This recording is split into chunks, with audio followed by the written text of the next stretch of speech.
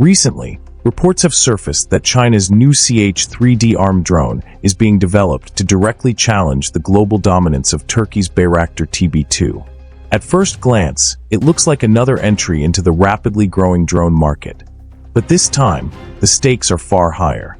Beijing's latest drone aims to combine superior endurance, satellite communication capabilities, and affordability in one platform, designed specifically to break Turkey's stronghold on the global unmanned systems market.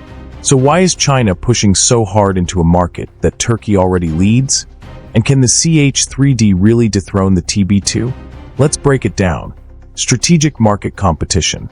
In less than a decade, Turkey's Bayraktar TB2 has become one of the most influential military drones in modern warfare. With confirmed exports to over 35 countries and an estimated 65% share of the global male UAV market, the TB2's reputation was cemented through its combat success in conflicts across Ukraine, Syria, Libya, and Nagorno-Karabakh. Its secret lies in balance: affordable, easy to maintain, and combat-proven. For developing nations seeking cost-effective precision strike capabilities, the TB2 became the perfect choice. But that dominance is now being challenged by Beijing. China's Aviation Industry Corporation of China, the state-owned aerospace giant, has launched the CH-3D not as a simple copy, but as an evolutionary rival. Unlike many manufacturers that attempted to imitate the TB2's design, AVIC's strategy is to build a drone that outperforms it in the key metrics that matter most to modern militaries: range, connectivity, and payload versatility. In essence, the CH-3D is China's answer to the TB2's global success. A strategic tool to capture markets where American and Israeli systems are too expensive and where Turkey currently dominates. Technical advancements and capabilities. Satellite communications, SATCOM.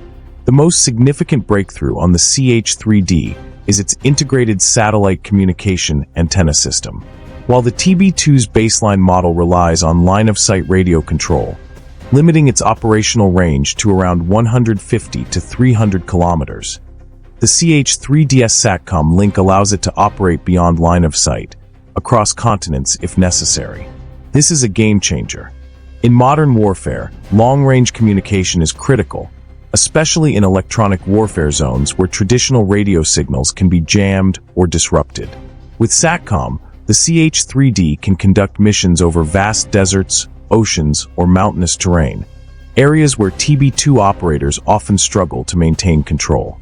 Aerodynamic efficiency and endurance. Another clear edge lies in the CH-3DS airframe design. The drone features retractable landing gear, improving aerodynamic efficiency by minimizing drag. This seemingly small change provides a major operational benefit: longer endurance and reduced fuel consumption. The CH-3D can reportedly stay airborne for 20 hours, matching or even exceeding the TB2's endurance under certain conditions. It cruises comfortably at 280 kilometers per hour and operates up to 7,200 meters in altitude, offering both higher operational flexibility and better survivability in contested airspace. Payload and versatility. The CH-3D can carry a 200-kilogram payload, which is roughly 40% more than the TB2's standard loadout.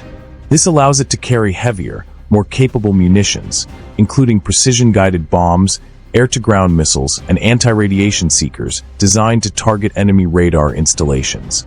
AVIC also highlights the CH-3DS modular architecture, meaning it can be equipped with various sensor payloads for different missions, ranging from electro-optical targeting pods and synthetic aperture radars to signals intelligence and electronic warfare packages.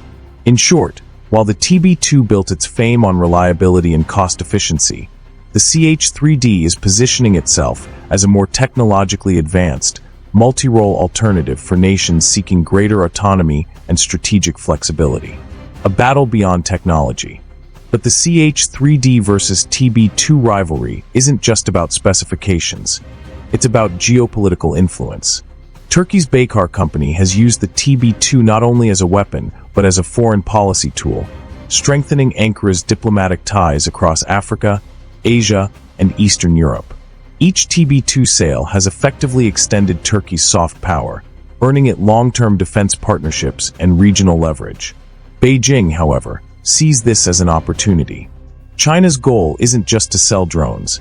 It's to reshape the global defense export hierarchy. Through the CH-3D, China aims to flood the market with a system that is cheaper than Western drones and more capable than regional alternatives. This aligns with Beijing's broader Belt and Road strategy, where defense cooperation is increasingly tied to economic and infrastructure projects. In this sense, every CH-3D sale is not just an arms deal. It's a diplomatic investment, market impact, and emerging clients. China is specifically targeting regions where the TB2 has found success: Africa, the Middle East, and Eastern Europe. Countries like Nigeria, Ethiopia, Bangladesh, and Serbia are being courted with attractive financing packages, rapid delivery timelines, and minimal political conditions, advantages Western suppliers rarely offer.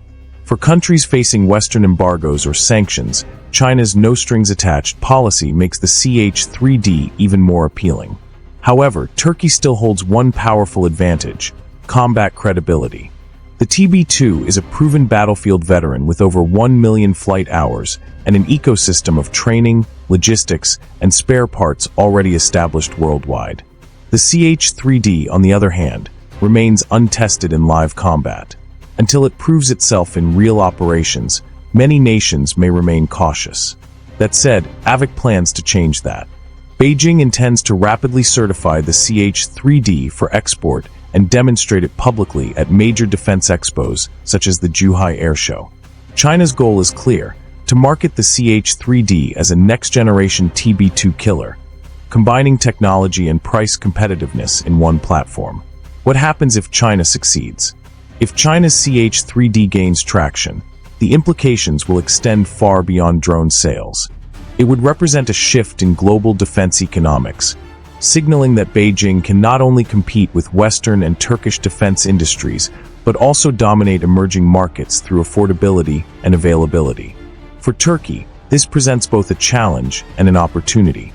On one hand, Baykar may face intense price pressure, forcing it to innovate further, perhaps through the TB3 or Akinci programs. On the other hand, the growing demand for drones worldwide means there's still room for multiple players, as long as each maintains a unique selling edge. For China, success with the CH-3D would strengthen its narrative as a technological equal to the West, capable of producing high-performance systems at a fraction of the cost. It would also open doors for Beijing to integrate these platforms into its broader military diplomacy, linking arms sales with training, intelligence sharing, and joint exercises, something Turkey has also been quietly pursuing. Final analysis: the next drone war. In the coming years, the skies over developing regions will likely become the stage for a new kind of arms race, a drone war of influence. Turkey's Baykar and China's AVIC are at the forefront, each pushing not just a product, but a vision of autonomy, affordability, and power projection. The CH-3D has the potential to disrupt the market, but only if it proves that Chinese engineering can match Turkish battlefield experience. Until then, the TB2 remains the benchmark, the drone that changed modern warfare. But if the CH-3D delivers what Beijing promises, longer range, better endurance, and reliable SATCOM connectivity, it could redefine who leads the next generation of affordable war machines. And that could mark the beginning of a new era in drone warfare, where the balance of aerial power shifts from Ankara to Beijing.